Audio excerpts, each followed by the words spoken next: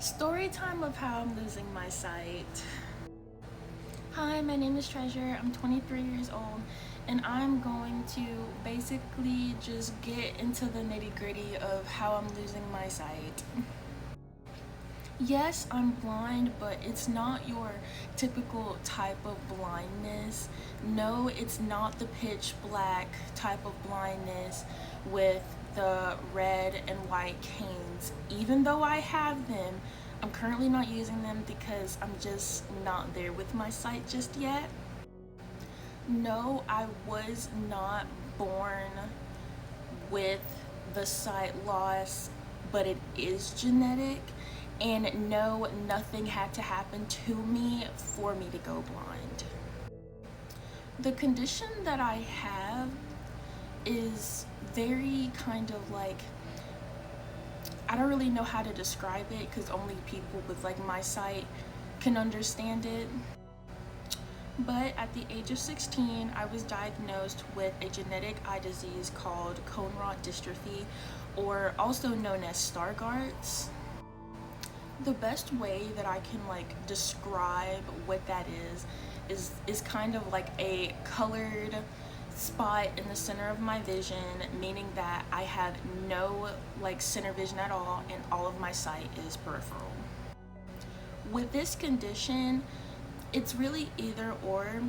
You either get it like early on or you'll have it later on in life, and for me it was later on in life. So that's why I was saying technically I wasn't born like with it, but it's genetic. And I could not tell you which side of the family that it came from, but that's what my eye doctor literally told me, that it was genetic and that's what it was, and I have no choice but to believe him. I have made videos on here about me being blind, but like no one really knows the extent of it, really.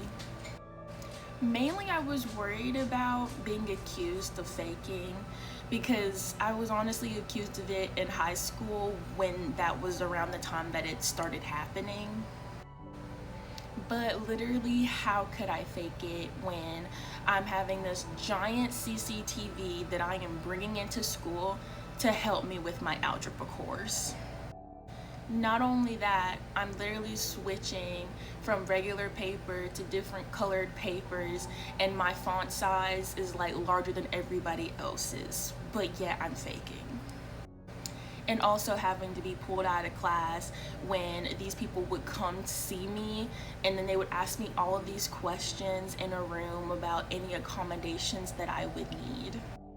And don't even get me started on the cane training. Like, they literally came to my school and we did cane training there, and it was so embarrassing at the time. And literally around the time that I started like losing my vision, it was around the time that we were doing driver's ed. And trying to get your driver's license at a time where you didn't even know that your vision was going like bad in the way that it was, honestly, it kind of felt like my independence was kind of ripped away from me a little bit.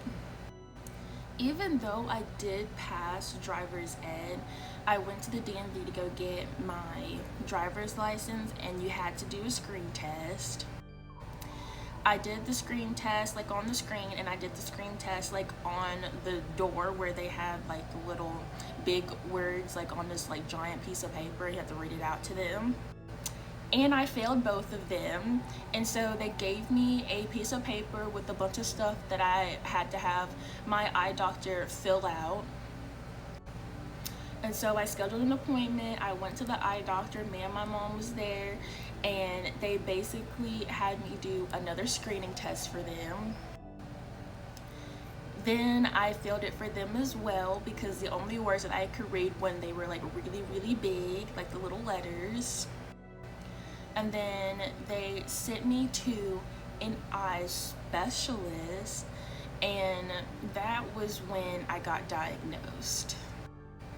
The first 2 years was really difficult because there was a lot of things that they said that I couldn't do because they wanted to wait during that time period.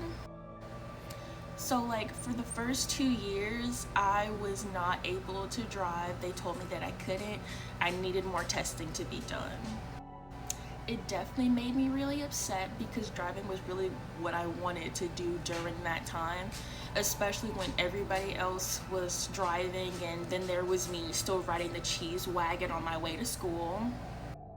But gratefully, I had a lovely neighbor that drove me to school every morning and would pick me up after school every day. It was honestly such a blessing. And like I was like a majorette in high school, so basically that's just like baton twirling. And honestly, like I was pretty good at it up until I started losing my sight, and there was a lot of complications there. Like that was when I was getting accused of faking because I didn't drop out of twirling. But literally being an auxiliary is expensive. The rhinestones, costumes, the tights and the boots and all of that stuff, that is expensive. No one would quit, and quite literally, if you were me, you would have got your money's worth too.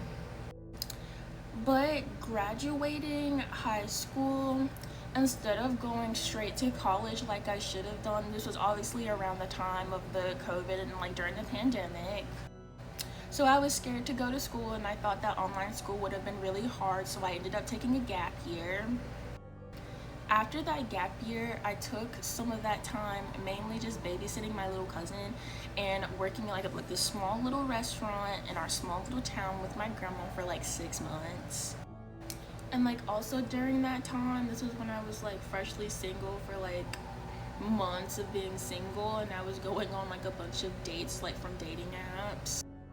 And like literally with my sight, I am like legally blind in the state of Alabama, so there are also like restrictions that comes with my sight. And so when it comes to dating, obviously I take like my vision like, you know, as like my priority, looking for someone that would be able to take care of me, because I will go completely blind one day, and I need to make sure that the person that I'm with is very aware of that. And then also during that time with me taking that gap year of school, it was also really hard for me to get into school. And with my sight, I did have a case with ADRS, which is Alabama Department Rehabilitation Services. And basically their job is to ensure and basically help that they can help me get into college, get into work, anything like that related with my sight. And really, they're not even just for blind people, they are also for deaf people or people who have autism or ADHD, ADD, like all over the spectrum. At the age of 19 is when I started to finally be able to drive, and I took driving classes with ADRS, with Bioptics. I have to have Bioptics to drive. Actually, let me go get them so I can show you what they look like. This is what they look like.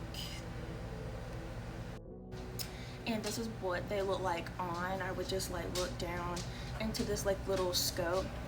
But I am not gonna get into that because this video is already long. That's just gonna have to be for another video. Shortly after I passed my driver's course and I got my driver's license, I went to a school called AIDB, which is short for Alabama Institute for the Deaf and Blind. I was there for about 1.6 years before I left. I got a lot of crazy stories from that place. If you want that, let me know. It took a really long time to get on SSI. And let me tell you, I tried 4 times. The first time I applied was when my mom was married. The second time I applied was when my mom was divorced. The third time I applied was by myself, and I got denied all 3 times. Applied again the 4th time by myself, and I eventually ended up getting SSI. And right now I'm living with my boyfriend, and we've been living together for over a year, and we've been together for almost 4 years. So even with my disability, I am able to work, drive, and go to school. Hopefully this was inspiring for someone else with a disability to share their story.